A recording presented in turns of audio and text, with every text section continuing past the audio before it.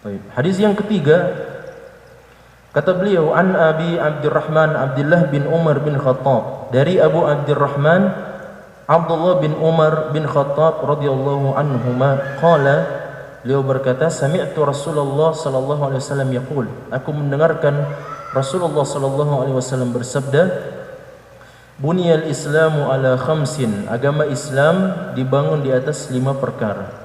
Syahadatu an la ilaha illallah wa anna Muhammadar Rasulullah, bersaksi bahwa tidak ada ilah yang berhak disembah selain Allah dan bahwa Nabi Muhammad utusan Allah.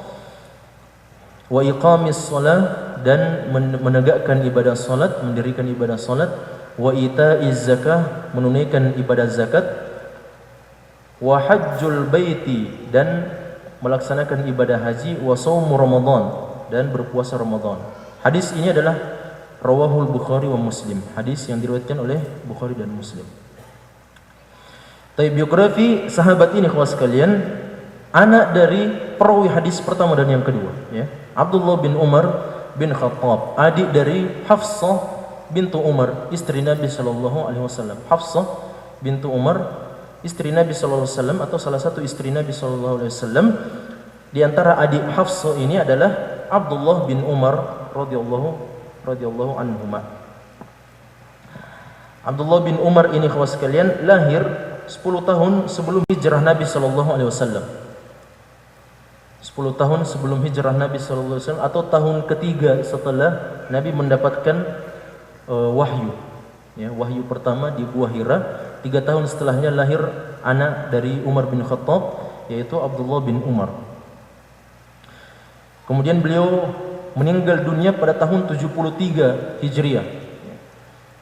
63 tahun setelah Nabi SAW meninggal dunia. Ya. Karena Nabi SAW meninggal dunia pada tahun 10 Hijriah dan beliau meninggal pada tahun 73 Hijriah. Itu berarti beliau hidup sepeninggal Nabi 63 tahun lamanya. Di antara keutamaan Abdullah bin Umar ini adalah beliau salah satu perawi hadis Nabi SAW yang banyak. Di antara perawi hadis Nabi sallallahu alaihi wasallam yang meriwayatkan hadis terbanyak tentu saja adalah Abu Hurairah. Yang berikutnya adalah Abdullah bin Umar, di mana beliau meriwayatkan hadis sebanyak 2630 hadis. 2630 hadis. Beliau ini adalah orang yang cerdas. Abdullah bin Umar, dia adalah anak yang sangat cerdas dan dia selalu mengikuti anak-anak ya. Bagaimana biasanya anak-anak? Dia suka ikuti kebiasaan orang tuanya, kan seperti itu. Di antara orang yang suka diikuti oleh Abdullah bin Umar adalah Nabi sallallahu alaihi wasallam. Apapun yang dilakukan oleh Nabi, maka pasti dilakukan oleh Abdullah bin Umar. Apapun yang dibuat oleh Nabi, dilakukan juga oleh apapun yang dikatakan oleh oleh Nabi, maka akan dikatakan juga oleh Abdullah bin Umar radhiyallahu taala anhu. Tapi hadis ini adalah hadis yang sahih riwayat Bukhari dan Muslim. Dan di antara faedah yang disebutkan oleh beliau, ini sudah disebutkan sebenarnya di dalam hadis Jibril tadi, ahamiyatu hadhil arkan al-khamsah. Pentingnya kelima rukun ini ikhwas sekalian, karena di atas kelima rukun inilah dibangun agama Islam. Ya, agama Islam dibangun di atas 5 rukun ini. Itu berarti kalau ada seseorang yang tidak membangun agamanya di atas 5 rukun ini, maka agamanya akan hancur, akan berantakan tentu saja. Ya. Sebagaimana bangunan misalnya, masjid misalnya dibangun di atas pondasi, pondasinya ini dan itu, seterusnya. Kalau ada satu yang kurang, 2 atau 3 yang kurang, maka akan hancur tentu saja masjidnya, atau akan hancur bangunan itu. Sebagaimana bangunan keislaman seseorang, kalau tidak ada syahadatnya, maka secara otomatis tidak berdiri sama sekali bangunannya. Kalau dia meninggalkan ibadah salat, maka dia akan keluar dari agama Islam. Dia melakukan ibadah salat tapi tidak menunaikan ibadah zakat, padahal wajib atas dia membayar harta zakat, sudah cukup nasabnya dan haulnya, maka dia tidak akan, ibadah salatnya tidak akan diterima oleh Allah Subhanahu wa taala. Bahkan diperangi oleh Abu Bakar As-Siddiq radhiyallahu taala anhu, orang yang hanya mengerjakan salat tapi tidak menunaikan ibadah zakat, diperangi oleh Abu Bakar As-Siddiq radhiyallahu taala anhu di zaman beliau.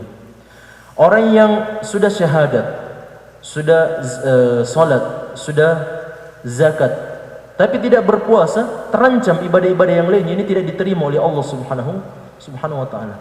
Dia sudah wajib menjalankan ibadah haji tapi tidak pergi menjalankan ibadah haji, maka terancam ibadah-ibadah yang lainnya tidak diterima oleh Allah Subhanahu wa taala. Maka kelima hal ini, rukun Islam ini adalah amalan yang paling penting dan yang paling urgen di dalam agama kita.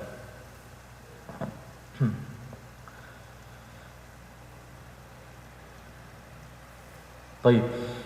Dua syahadat ini ikhwas sekalian, di antara faedah hadis ini, kedua syahadat ini, asyhadu an la ilaha illallah wa anna muhammadan abduhu wa rasuluhu, sebenarnya dia adalah dua persaksian. Namun karena persaksian kepada Nabi Muhammad SAW itu tidak sempurna kecuali dengan persaksian kepada Allah, maka kedua rukun ini menjadi satu rukun yang sama. Maka kalau ada seseorang yang ingin masuk Islam dan mengatakan asyhadu an la ilaha illallah saja, tidak masuk Islam. Karena kedua hal ini meskipun dia adalah dua rukun, namun kedua-duanya menjadi satu hal yang sama, menjadi satu rukun yang sama. Karena kedua-duanya memiliki keterkaitan yang sangat penting. Orang yang beriman kepada Allah harus beriman kepada Nabi. Ya, orang yang beriman kepada Nabi wajib beriman kepada Allah Subhanahu wa taala.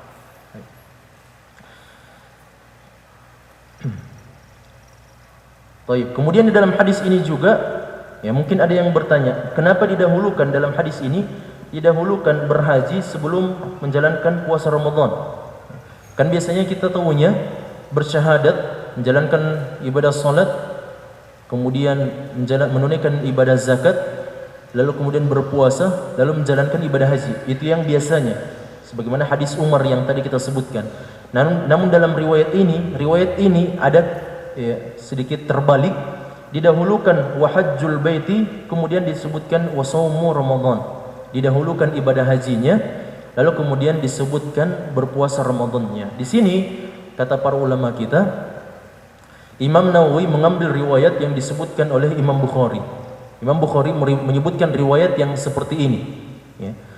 Yang pertama, wa hajjul baiti wa shaumu Ramadan. Ini terbalik. Seharusnya wa shaumu Ramadan wa hajjul baiti. Ini yang betul menurut rentetan rukun Islam. Dan sepanjang tahun pun juga seperti itu, kan? Seperti itu. Ramadan selalu lebih dahulu daripada ibadah haji. Ya, bulan Ramadan selalu lebih dahulu daripada bulan Zulhijjah. Makanya lebih dahulukan berpuasa Ramadan lalu kemudian menjalankan ibadah haji. Namun Imam Nawawi mengambil riwayat yang berasal dari Sahih Bukhari karena Sahih Bukhari adalah kitab yang paling sahih. Makanya beliau mengambil riwayat ini. Ya. Meskipun kata para ulama kita, riwayat yang disebutkan oleh Imam Al-Bukhari rahimahullah itu adalah riwayat yang diriwayatkan oleh seorang perawi hadis ini berdasarkan maknanya. Karena Ibnu Umar periwayat hadis ini ketika mendengarkan salah seorang membalik hadis ini, ya, wa hajjul baiti wa shaumu Ramadan, maka Ibnu Umar mengatakan la wa shaumu Ramadana wa hajjul bait hakadha sami'tuhu minan Nabi sallallahu alaihi wasallam. Ya. Tidak seperti itu. Yang benar adalah hajjul bait, yang benar adalah berpuasa terlebih dahulu lalu kemudian menjalankan ibadah haji. Seperti inilah saya mendengarkan dari Nabi sallallahu alaihi wasallam. Ya. Dan ini disebutkan oleh Imam Muslim dalam kitab Sahih beliau dalam dua riwayat. Dalam dua riwayat disebutkan dengan rentetan yang betul. Wa shaumu Ramadan wa hajjul bait. Baik. Hadis yang keempat ikhwas sekalian,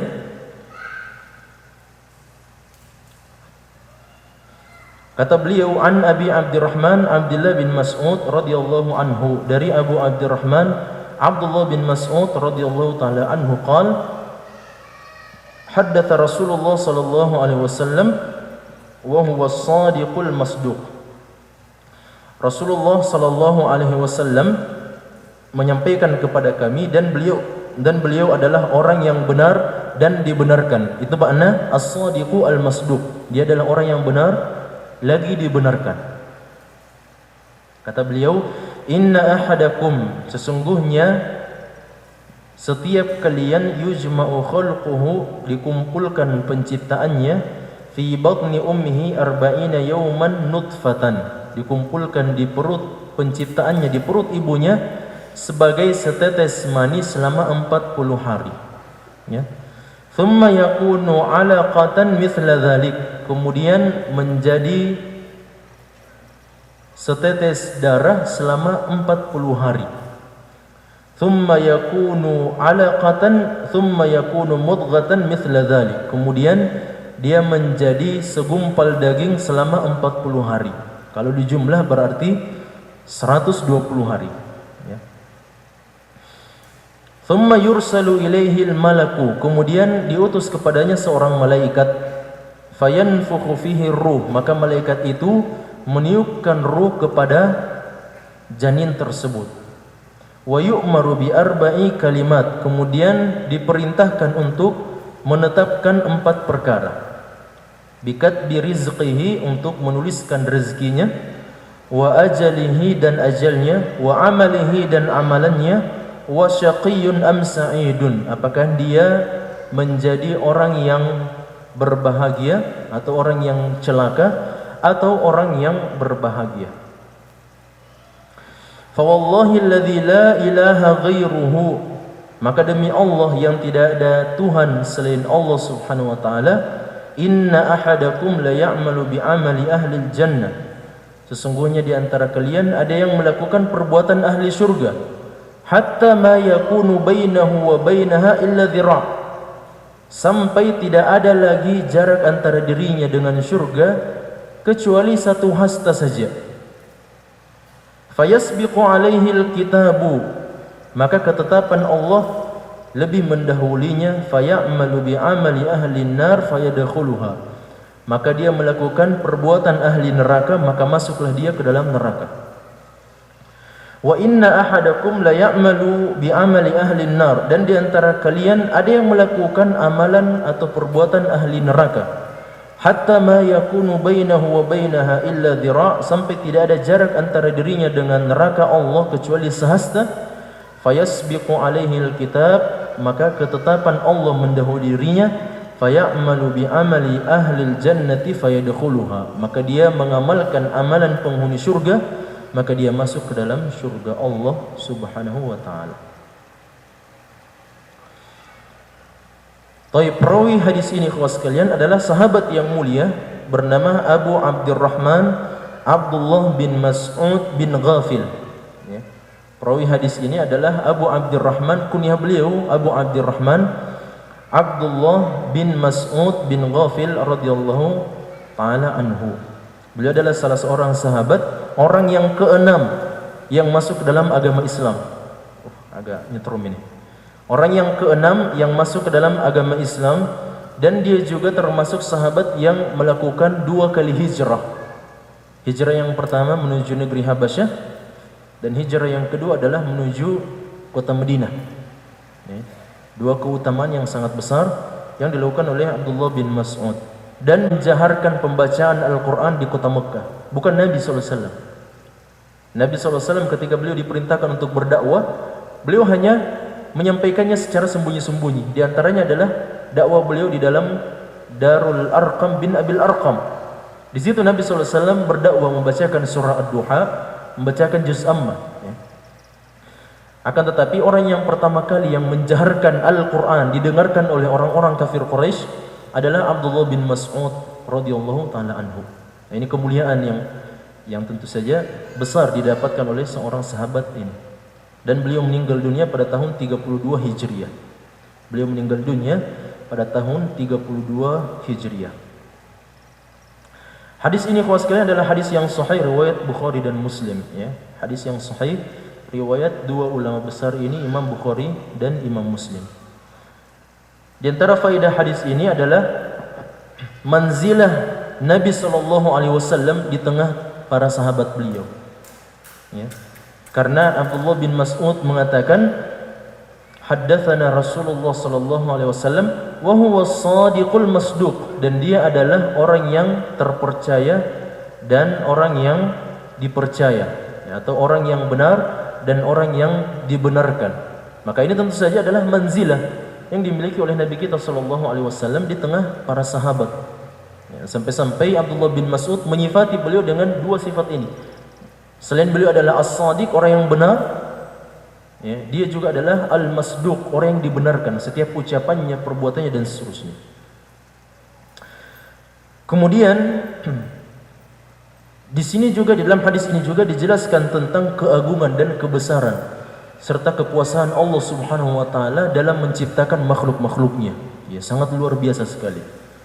Bagaimana Allah Subhanahu wa taala menciptakan kita semua di dalam rahim ibu kita, di dalam tempat yang sangat gelap, namun tempat gelap ini adalah salah satu tempat yang paling aman dari seluruh dunia. Salah satu tempat yang paling aman adalah rahim seorang wanita. Itu adalah tempat yang paling aman. Makanya Allah Subhanahu wa taala menciptakan kita semua di dalam tempat yang paling aman ini. Yang tidak bercampur di dalamnya air susu dengan air darah, tidak bercampur sama sekali. Kesemuanya sudah memiliki jalurnya, sudah memiliki jalur makannya, minumnya dan seterusnya. Allah Subhanahu wa taala dengan maha kuasanya menciptakan tempat yang sangat luar biasa ini. Maka ini adalah salah satu bentuk atau salah satu hadis yang menunjukkan keagungan dan kemuliaan Allah Subhanahu wa taala. Setiap manusia akan melewati 3 fase ini. Sebenarnya ada 7, ada 7 fase. Yang pertama ketika kita masih dalam kondisi yang pertama, yaitu masih dalam keadaan berada dalam bentuk tanah, sebagaimana bapak kita Nabi Adam, min sulalatin min tin, kata Allah SWT dalam surah Al-Hajj ayat yang kelima, masih dalam bentuk postur tanah. Yang kedua berubah menjadi setetes air mani yang berada di dalam tulang sulbi ayah kita. Yang ketiga, ketika sudah tersalurkan dan masuk ke dalam rahim ibu kita, maka berubah menjadi, setelah setetes mani, berubah menjadi segumpal darah. Lalu setelah segumpal darah berubah menjadi segumpal daging. Setelah menjadi segumpal daging menjadi idham, menjadi tulang belulang, menjadi tulang terlebih dahulu. Lalu kemudian berubah menjadi laham, menjadi daging. Setelah ada tulangnya baru dibungkus oleh laham, oleh daging kita, daging kulit kita dan seterusnya. Lalu kemudian setelah lengkap semuanya 9 bulan, barulah kemudian kita keluar dari rahim ibu kita dalam postur manusia, dalam postur bayi. Ini 7 rentetan yang dilalui oleh seorang janin atau sebuah janin, sebagaimana dijelaskan dalam surah Al-Hajj ayat yang kelima. Baik.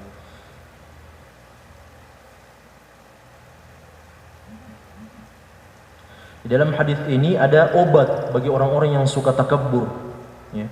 Kalau antum lihat ada orang yang suka takabbur, maka sampaikan hadis ini atau sampaikan surah Al-Hajj ayat yang kelima itu. Anda ini awalnya cuma setetes mani, cuma setetes mani, kemana-mana membawa kotoran. Perut kita ini kan di dalamnya ada kotoran. Nanti mati, meninggal dunia menjadi bangkai.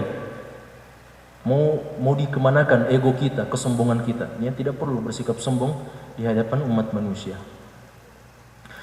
Kemudian di antara faedah hadis ini khawas sekalian, bahwasanya hadis ini mengajarkan kepada kita bahwa amalan yang paling penting dan yang harus kita berikan perhatian yang paling besar adalah amalan-amalan terakhir kita. Makanya Nabi SAW mengatakan, innamal a'malu bil khawatim. Sesungguhnya setiap amalan-amalan itu bergantung bagaimana kondisi terakhirnya. Bergantung bagaimana kondisi terakhirnya. Dan amalan yang paling besar kita, coba sebutkan apa amalan yang paling besar dari seorang manusia? Amalan yang paling besar, jihad fisabilillah, masih kecil dibandingkan dengan apa yang kita sebutkan nanti. Haji, apa?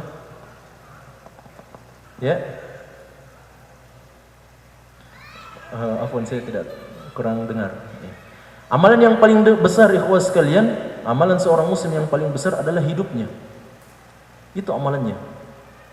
Hidup kita ini berisi kumpulan-kumpulan amalan. Imam Malik mengatakan, innama anta ayyam. Kita ini manusia adalah kumpulan hari-hari. Setiap hari, kumpulan hari-hari ini adalah hari yang diisi oleh amalan-amalan tertentu. Puasa, zakat, haji dan seterusnya. Semua itu adalah amalan yang berdiri sendiri di dalam tumpukan amalan-amalan yang paling besar, yaitu hidup kita. Maka yang paling penting dari amalan terbesar ini, amalan hidup kita ini adalah bagian terakhirnya ketika kita berada dalam sakaratul maut. Makanya yang sangat penting sekali adalah bagaimana kita berusaha untuk husnul khatimah. Berusaha untuk husnul khatimah. Makanya Nabi SAW mengatakan, ada di antara umat manusia yang melakukan amalan-amalan, zahirnya dia melakukan amalan-amalan penghuni surga. Tapi ini secara zahirnya saja. Niatnya wallahu a'lam. Apakah niatnya itu untuk takabur di hadapan manusia, ataukah ikhlas kepada Allah, atau untuk mendapatkan pujian dan seterusnya, tidak ada yang tahu. Ya. Maka orang-orang yang memiliki kemunafikan seperti ini, ikhwas sekalian, kelihatannya zahirnya adalah orang yang saleh, orang yang taat kepada Allah, namun itu hanya dalam zahirnya saja. Maka di akhir kehidupannya dia tidak akan, kata para ulama kita, dia tidak akan menghabiskan masa yang paling terakhirnya kecuali dia akan nampakkan jati dirinya yang sebenarnya. Akan keluar dan akan muncul jati diri yang sebenarnya yang selama ini dia sembunyikan dalam hatinya. Kemunafikannya itu akan keluar. Makanya Nabi SAW mengatakan di dalam sebuah hadis Nabi SAW yang sahih, Allahumma inni a'udzubika min munkaratil maut. Ya Allah, saya berlindung kepadamu dari munkaratul maut. Munkaratul maut itu, ikhwas sekalian, adalah hal-hal yang kita ingkari ketika kita berada dalam keadaan sakaratul maut. Dalam sakaratul maut kita tidak tahu apa yang kita lakukan. Dalam sakaratul maut kita tidak tahu apa yang kita katakan. Boleh jadi ada anak-anak kita yang datang, semua anak-anak kita ini kita laknat, tidak tahu sama sekali. Karena pedihnya dan beratnya sakaratul maut pada saat itu. Dalam keadaan perih dan berat inilah kita tidak tahu apa yang kita lakukan. Dan kita tidak sadar apa yang kita ucapkan dan seterusnya. Makanya ada orang yang mengatakan, nanti di akhir hayat saya, insya Allah saya akan mengucapkan la ilaha illallah. Tidak semudah itu. Ketika itu yang berbicara bukan lidah kita ini. Yang berbicara pada saat itu adalah amalan kita selama kita hidup. Itulah yang berbicara. Bahkan dalam hari kiamat nanti ketika ditanya oleh Allah Subhanahu wa taala, yang berbicara ini bukan mulut. Karena mulut ini akan ditutup oleh Allah Subhanahu wa taala. Yang berbicara adalah kulit kita. Kulit ini yang berbicara, telinga yang akan berbicara, mata yang akan berbicara, rambut yang akan berbicara, kaki yang akan berbicara, semua anggota tubuh kita akan berbicara, memberikan persaksian yang baik kepada kita atau memberikan persaksian yang buruk terhadap kita. Maka ini pentingnya menjaga kehidupan kita sebagai kumpulan amalan-amalan yang besar, lalu kemudian di akhir kehidupan kita amalan-amalan yang baik inilah yang akan menuntun kita, memudahkan kita untuk mengucapkan kalimat la ilaha illallah. Ya. Baik, kita selesaikan dulu hadis yang kelima di sini.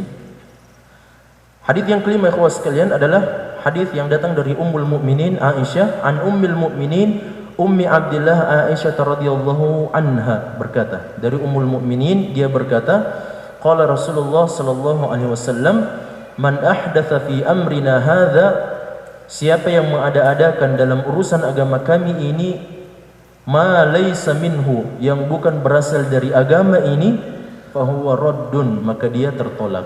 Rawahul Bukhari wa Muslim. Hadis ini adalah riwayat Bukhari dan Muslim. Wa fi riwayatin li Muslim, dan di dalam riwayat Muslim disebutkan, man amila amalan laysa alaihi amruna fahuwa raddun. Siapa yang melakukan suatu perbuatan ibadah yang bukan urusan agama kami, maka dia tertolak. Ya.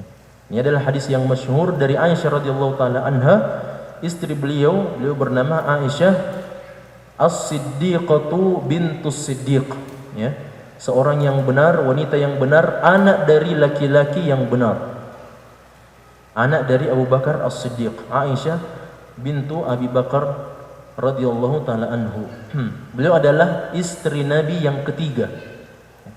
Setelah Nabi sallallahu alaihi wasallam menikah dengan Khadijah, meninggal Khadijah, beliau menikah dengan istri yang kedua yang bernama Saudah bintu Zam'ah, ya, Saudah bintu Zam'ah, salah seorang janda yang sudah tua sebenarnya, namun dinikahi oleh Nabi sallallahu alaihi wasallam. Lalu kemudian setelah menikah dengan Saudah, maka Nabi sallallahu alaihi wasallam menikah dengan istri beliau yang ketiga, yaitu Aisyah radhiyallahu taala anha. Istri ketiga sekaligus istri yang pertama, atau istri satu-satunya istri yang dinikahi dalam keadaan beliau masih perawan. Semua istri yang lainnya sudah menjadi janda, ya. Sedangkan Aisyah dinikahi oleh Nabi sallallahu alaihi wasallam usia beliau 6 tahun. Nanti dukhul masuk ke dalam rumah Aisyah pada usia 9 tahun. Ya. Pada usia 9 tahun. Aisyah radhiyallahu taala anha adalah salah seorang wanita yang paling cerdas dari kalangan sahabiah Nabi sallallahu sallallahu alaihi wasallam, paling cerdas, paling pandai dan paling berilmu dari seluruh istri Nabi sallallahu alaihi wasallam, dan beliau meninggal pada tahun 58 Hijriah. Beliau meninggal pada tahun 58 Hijriah. Taib, hadits ini memberikan pelajaran yang penting kepada kita, kamalus syariah fala tahtaju ila ziyadah. Hadits ini memberikan pelajaran sempurnanya agama Islam, maka tidak perlu lagi adanya tambahan sama sekali. Tidak dalam bidang akidahnya, tidak dalam bidang muamalahnya, tidak dalam bidang syariatnya, tidak ada sama sekali. Al-yawma akmaltu lakum dinakum wa atmamtu alaikum ni'mati wa raditu lakumul Islam madina. Pada hari ini sudah disempurnakan agama Allah Subhanahu wa taala. Kullu amalin laisa alaihi amru syariah fa huwa mardud. Setiap amalan yang tidak ada perintah syariat di dalamnya, ini dalam tanda petik dalam urusan agama. Ya, dalam urusan agama, segala sesuatu yang tidak ada perintah sama sekali dalam urusan agama dari Nabi sallallahu alaihi wasallam atau dari Allah Subhanahu wa taala, maka setiap amalan tersebut dia adalah amalan yang tertolak di sisi Allah Subhanahu wa taala.